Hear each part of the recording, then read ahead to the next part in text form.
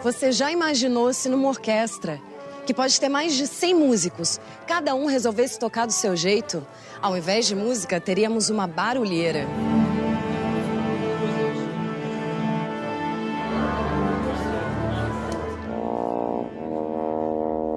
Mas quando a música é bem conduzida pelo maestro e bem executada pelos músicos, a apresentação de uma orquestra se torna um verdadeiro espetáculo.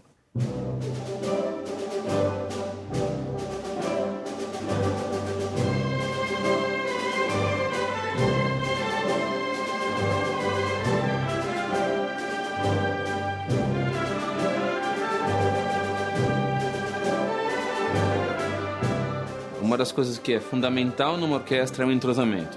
É muito ruim se você tiver na orquestra, cada um tentando atuar por conta própria. A tuba, por exemplo, é um instrumento de metal. É um tubo enorme que ele sopra e demora alguns microsegundos muito preciosos até fazer todo esse som acontecer.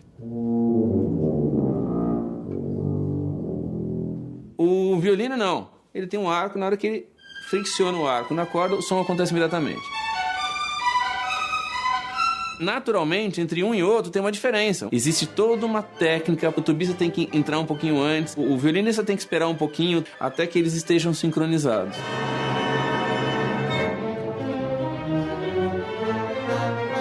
Quando você consegue ter essa simbiose, essa mescla, realmente você tem um outro padrão de qualidade. Uma orquestra é uma organização e uma das organizações mais complexas que a gente tem, pelo tipo de especificidade de função que eles têm. Então tem um que vai ficar um tempão esperando para fazer aquele toque especial. Tem outro que vai tocar o tempo inteiro sem parar, ficar muito tempo em atividade. São funções muito diferentes, num organismo muito grande.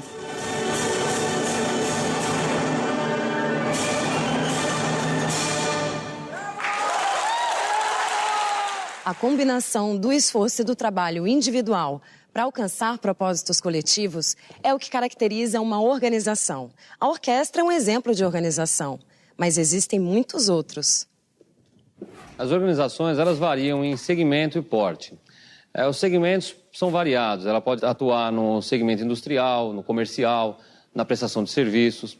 E o porte vai desde uma empresa familiar, de uma microempresa, até uma multinacional, uma empresa que tenha 20, 100 filiais. Independente do tamanho da empresa, ela sempre vai utilizar de recursos de forma organizada. Por isso a gente segue sempre a denominação ou definindo-a como uma organização.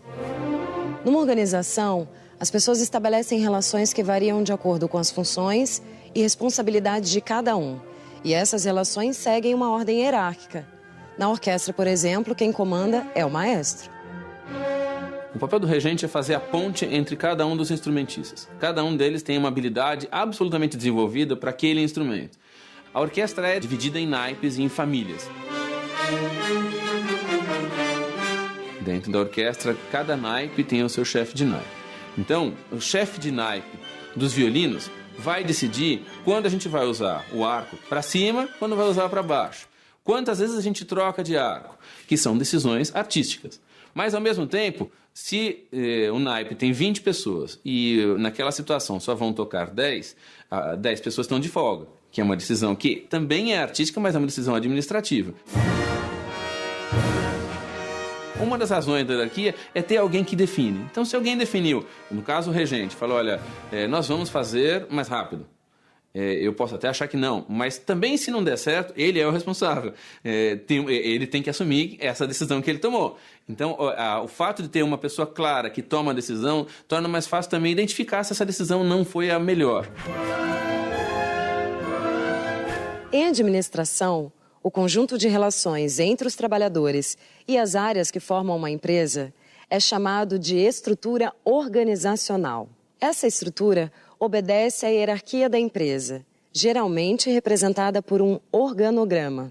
Tem organizações que têm presidente, tem organizações que têm diretores, tem organizações que têm gerentes. Então, quem é de marketing forma a família de marketing e responde para o gerente de marketing.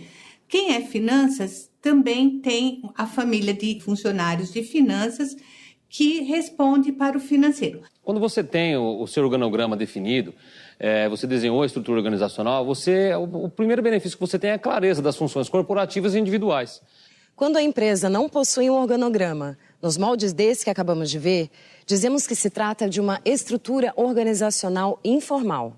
Mas mesmo essas empresas, em geral de pequeno porte, mantêm uma relação hierárquica entre seus trabalhadores. Uma das principais vantagens para o funcionário é ele saber qual que é o papel dele dentro dessa organização, inclusive saber a quem ele se reporta e de quem ele cobra alguma tarefa específica, para quem ele deve prestar esclarecimentos ou para quem ele deve solicitar informações ou sanar dúvidas e também de quem ele pode cobrar e quais são os departamentos que ele pode contar como apoio para a sua atividade.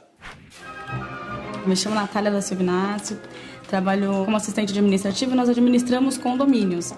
Na empresa que eu trabalhei anteriormente, todos os setores eles eram separados, eu trabalhava num único setor. E eu trabalhava com administrativo, então era mais limitado. Eu tinha um conhecimento voltado para a parte administrativa, sem me envolver na parte financeira, departamento pessoal, prestação de contas. E atuando hoje nessa empresa que eu já atuo em todas as áreas, eu percebo, no caso, o quanto depende um departamento do outro. Eles estão entrelaçados e um depende do outro para fazer girar toda a administração do condomínio. Hoje, pessoalmente, eu prefiro trabalhar na empresa pequena, pelo conhecimento, pela forma como são delegadas as funções, e você não depende tanto de uma outra pessoa para finalizar o seu serviço. Então, isso é muito interessante. Em certos momentos, ajuda bastante para você concluir as suas tarefas. Consegue fazer com mais agilidade. Quando falamos em cultura, logo pensamos em música, teatro, cinema, dança, artes visuais. Mas cultura também significa o conjunto de valores e características de um determinado grupo de pessoas ou mesmo de um indivíduo. Podemos, por exemplo, nos referir à cultura do povo brasileiro, destacando a religiosidade, a paixão pelo futebol, o espírito festivo. As empresas também possuem sua cultura própria. É a cultura organizacional. Cultura organizacional ou cultura de uma empresa, né, ela é composta por um conjunto de práticas, de comportamentos, de crenças, de valores, de princípios, de hábitos. As normas também compõem a cultura. A ideia de cultura organizacional não deve estar focada só na prática dentro da empresa, mas sim também na prática externa. Quando a gente fala de fornecedor, quando a gente fala de cliente, quando a gente fala de contratação, de colegas de trabalho, a cultura organizacional, na verdade, é o que você acredita, como você se comporta dentro desse processo, dentro desse mercado, enfim, dentro do ambiente corporativo. A cultura organizacional também orienta a atuação de seus funcionários. Há uma influência direta das pessoas, claro, né? Nos dois sentidos. Existe aquilo que é da organização mesmo, é da empresa, e aquilo que o indivíduo traz, que a pessoa traz, né? Ele é influenciado pela cultura da empresa e ele influencia também. Eu fico aguardando o orçamento. Até mais. Eu já trabalhei numa empresa, um banco multinacional, então uma estrutura bem grande, com cultura bem definida. E nesta empresa, nós tínhamos a possibilidade de dar ideias, sugestões de como mudar os processos, controles, para poder organizar um pouco mais. Isso na parte administrativa, não era nas agências, mas nós trabalhávamos com tudo isso. E isso trazia mais facilidade para o dia a dia, para quem estava executando o trabalho. Então, por isso que dava mais motivação.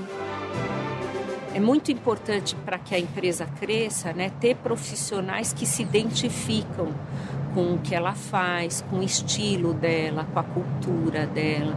Essas pessoas ficam, né, se desenvolvem de uma forma satisfatória para os dois lados, né, tanto para ele, enquanto crescimento pessoal, né, e profissional, quanto para a empresa, trazendo um benefício para a empresa também.